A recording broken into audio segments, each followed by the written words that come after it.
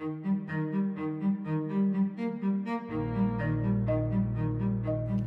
all of the problems of reconciling growth with planetary boundaries, probably none is more urgent and none is more complicated than the challenge of energy. Remember that the whole world economy grew up starting with the steam engine, then the internal combustion engine, the gas turbine, as a fossil fuel-built world economy. Fossil fuels, coal, oil, gas, have been our friend. They have been the basis on which the modern world has been built. And indeed, until James Watt in 1776 came along with his steam engine, there was no way to even think about sustained economic progress. Where would the energy for industry come from? Every time industry would start to develop in the pre-steam engine age, so many trees would be chopped down to feed the boilers that the limits of industrialization were very quickly reached. It was fossil fuels that allowed the breakthrough to the era of modern economic growth. I emphasize this because that history reminds us of how deep the challenge is.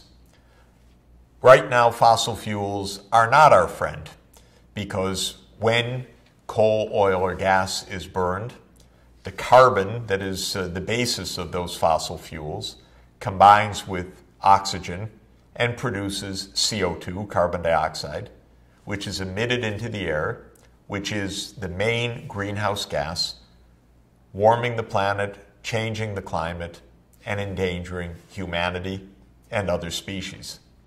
And so what has been the key at the very core of the world economic growth is now at the core of our major problem. Well, you might say use less energy, but it's not so simple because as a physicist will remind us, what is energy? Quality energy is the ability to do work.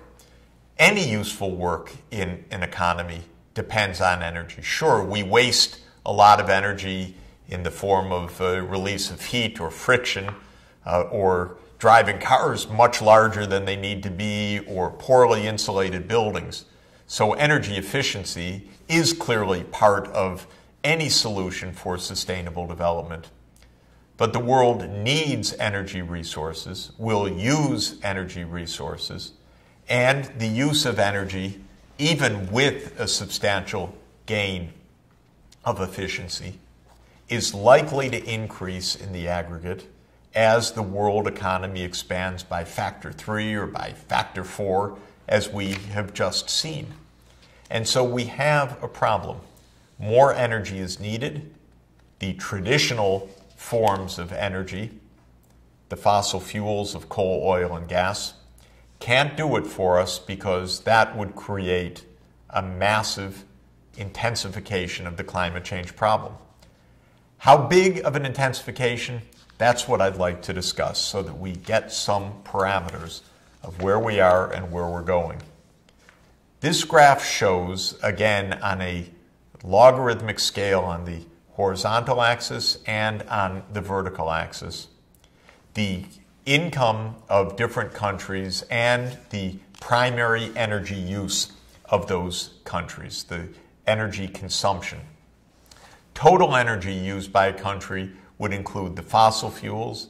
It might include wood burning, hydroelectric power, geothermal energy, wind and solar power, nuclear power, or some other forms, for instance, biofuels. And what is done in this graph is for every country in the world to measure first the total output measured as the gross domestic product, and then to compare that with the total primary energy use, which can be expressed in a number of ways in units of kilowatts or kilowatt hours. It can be expressed in tons of oil equivalent energy, where you take the amount of energy in 1 ton of oil And then for all the other kinds of energy, whether it's coal or gas or hydro and so forth, you look at the amounts of energy available from that resource and convert it as if it were tons of oil that had that much energy potential. And then express all the different energy sources with these conversion factors as a tons of energy equivalent amount of primary energy use. What you see when you graph the total output of an economy versus its energy consumption is essentially a straight line, though of course the countries don't fall exactly on this upward sloping line. What this line signifies is that a doubling of the size of an economy tends to be associated with a doubling of primary energy use. Energy use scales alongside in proportion and in relatively constant ratio with total size of the economy. So as the economy grows, the energy use will tend to grow alongside it, save for breakthroughs in technology that allow for greater energy efficiency. Let's look quantitatively at how much energy we use and what that implies for how much carbon dioxide we therefore emit into the atmosphere and what that implies for how much climate change we're causing. If you look at the amount of energy used by country, you find that roughly speaking, this is on average because countries differ, but they don't differ all that widely. For every $1,000 of total production in the economy, the total energy use expressed in tons of oil equivalent tends to rise by about 0.19 tons of oil. What is 0.19 tons of oil? These are metric tons, so a metric ton is 1,000 kilograms. So 0.19 of a metric ton is 190 kilograms. So let me put it again this way.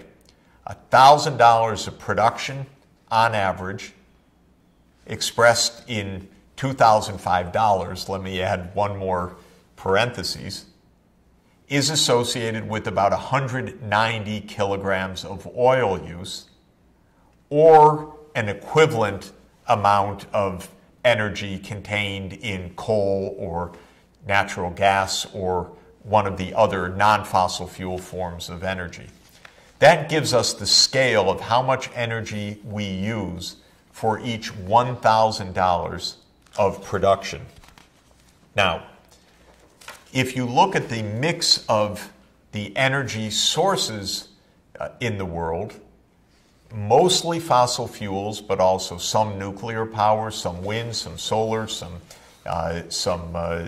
charcoal from trees, some biofuels, say from sugarcane converted to ethanol for automobile use, as in Brazil. On average, every ton of oil equivalent energy is equivalent to about 2.4 tons of carbon dioxide emissions. In other words, burn a ton equivalent of energy and you put up more than 2 tons of CO2 into the atmosphere. How much CO2? That depends on exactly which energy source you're using. If it's nuclear power, 0, because nuclear power is not a fossil fuel, and therefore nuclear power does not by itself create carbon dioxide emissions. If it's coal, it's higher than that average because coal, being almost all carbon with some impurities, when it burns, creates CO2 with little other energy created by the coal. And so coal creates the most carbon dioxide emissions per unit of energy of any fuel. Gas and natural gas and oil a bit less. So coal, for a ton of coal burned, you get about 4 tons of carbon dioxide emitted into the air. For a ton of, I should say, not for a ton of coal, but for an amount of coal equal in energy to 1 ton of oil. That's the right way to say it. You get about 4 tons of CO2 emission. For 1 ton of oil, you get about 3.1 tons of CO2 emission. For the amount of natural gas equivalent to a ton of oil in its energy content, you get about 2.4 tons of CO2. And for hydroelectric power, for solar power, for wind, 0. So you can see why those energy sources are highly desirable from the point of heading off climate change. Let's summarize again. Each $1,000 of production requires 190 kilograms or 0.19 tons of oil equivalent of energy. And each 1 ton of oil equivalent on average is associated with 2.4 tons of CO2 emissions. So let's do the arithmetic. Expressed in 2005 dollars used for this illustration, the world economy in 2010 was at about $68 trillion. $68 trillion times 0.19 tons of oil equivalent per $1,000 times 2.4 tons of carbon dioxide per ton of oil equivalent energy turns out to be 31 billion tons of CO2 emission. And voila, that's what the world released into the atmosphere in 2010 by virtue of its fossil fuel use. So you see, we can measure the size of the economy times the energy use per unit of economy per $1,000 times the amount of CO2 released per unit of energy. And the result is a very big number, 31 billion tons of carbon dioxide released.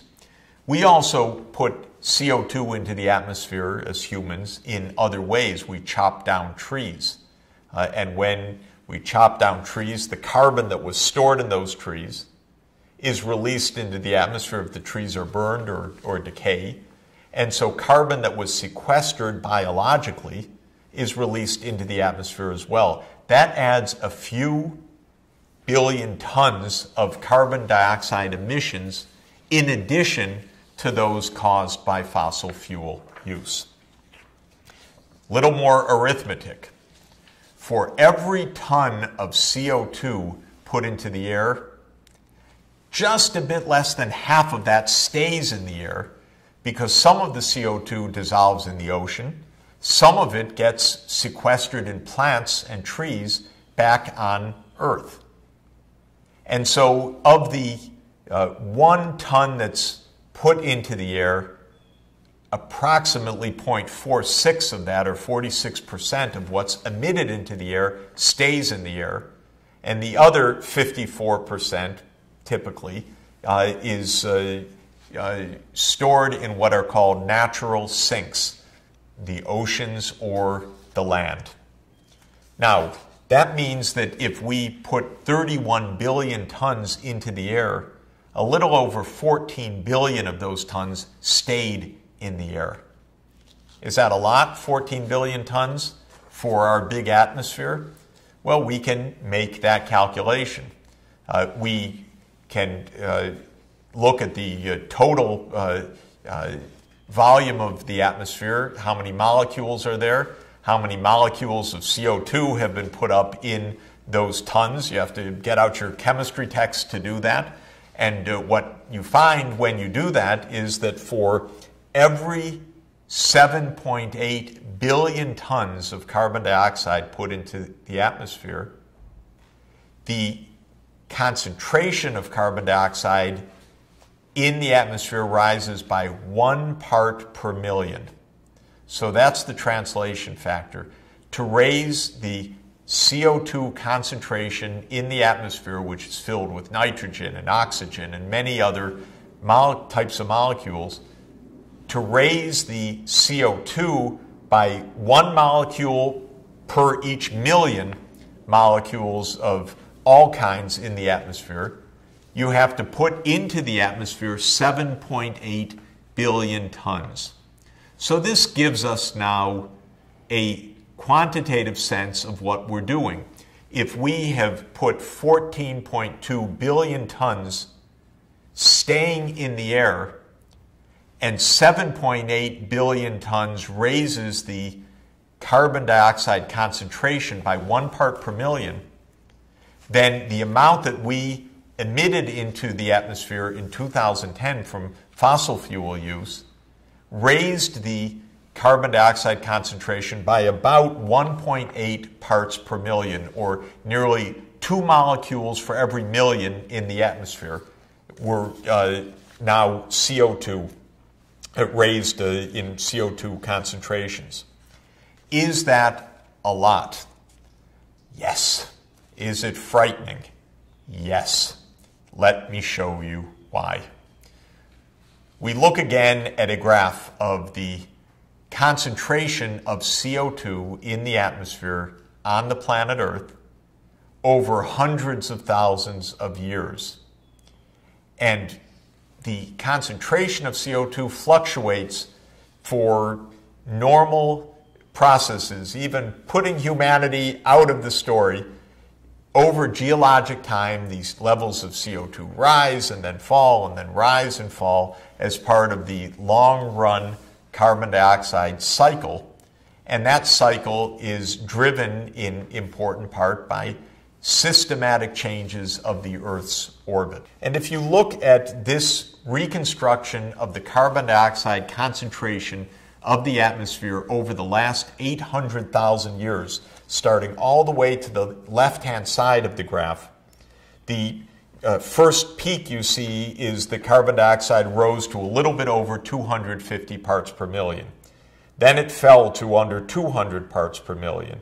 Then around 700,000 years ago, it rose again to nearly 250 parts per million. Then it fell again. Then it had another peak at 600,000 years ago, and so forth. So you go up and down, driven by natural changes of the Earth's orbital cycle. But then as you move to the right, that means coming closer and closer to the present on this graph, suddenly something really weird happens. Instead of going up, down, it suddenly goes up, up, up, up, up, up, up. Shoots straight up. Just in the last 100 years of this 800,000-year graph. That's humanity burning fossil fuel. Thank you, James Watt. Great invention, great idea. You made possible the world economy. But now look at the situation. CO2 soaring. How high does it go? Far higher than anything we've seen on this planet for 800,000 years, indeed for 3 million years. In 2013, it reached 400 parts per million, a CO2 concentration the likes of which we have not seen on the planet Earth for millions and millions of years. What the climate scientists tell us is that this kind of change is consistent with a significant rise of temperatures on the planet.